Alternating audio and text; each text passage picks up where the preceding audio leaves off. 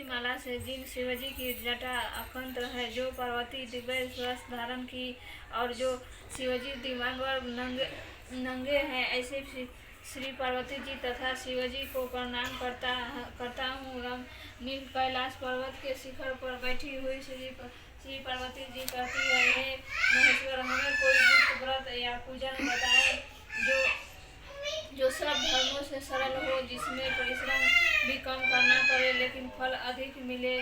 हे नाथ, यदि आप मुझ पर प्रसन्न हो तो यह विधान बताए। हे प्रभु, किस तप व्रत या दान से आदि मध्य और अंत रहित आप जैसे महाप्रभु हमको प्राप्त हुए हैं। शिवजी बोले, हे देवी सुनो, मैं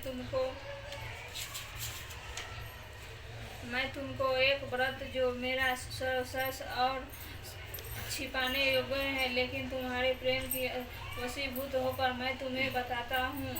शिवजी ने कहा, भारतवर्ष में जैसे नक्षत्रों में चंद्रमा, ग्रहों में सूर्य, वर्षों में ब्राह्मण, देवताओं में विष्णु भगवान, नदियों में गंगा, पुराणों में महाभारत, वेदों में महावेद और इंद्रों में मन जेठ, सब पुराणों और वेदों का सर्व जिस तरह का कहा गया है, मैं तुम्हें एक प्राचीन व्रत बताता हूँ।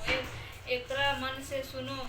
जिस व्रत में प्रभाव से तुमने मेरा आधा आसन प्राप्त किया है, वह मैं तुमको बताऊंगा, क्योंकि तुम मेरी प्रेयसी हो। भाद्र मास में हस्त नक्षत्र से युक्त शुक्ल पक्ष की तृतीया तिथि को उसका अनुष्ठान मात्र करने से स्त्रियों सब पापों से मुक्त हो जाती है।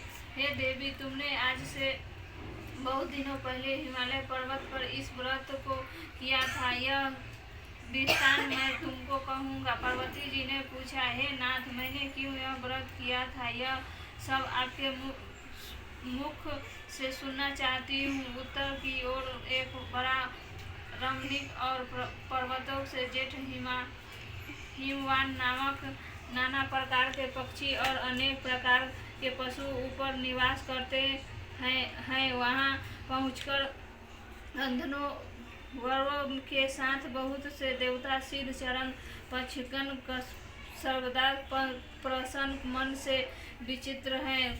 वहाँ पहुँचकर गंधर्व गाते अप्सराएं नाचती है। अस पर्वत राज के कितने ही शिखर ऐसे ही कि जिसने स्फटिक, रतन और वासुमणि आदि के खाने पर भरी।